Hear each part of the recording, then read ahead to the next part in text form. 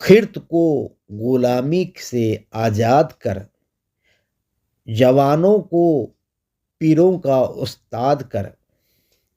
اقبال فرماتے ہیں کہ اے خداوند تعالیٰ، عقل کو محدودیت سے آزاد کر دے، عقل کی رسائی وہاں تک کر دے جہاں کسی کی عقل نہ پہنچی ہو۔ ہم تیری قدرت پر غور و فکر کر کے ہمیشہ ایک نئی تحقیق پیش کریں۔ ہمارے بچوں کو عقل سلیم عطا کر کہ وہ اپنے بڑوں پر بھی فوقیت حاصل کر لے۔ عقل علم کے تابع ہے۔ عقل کے لیے علم کی وسعت لازمی ہے۔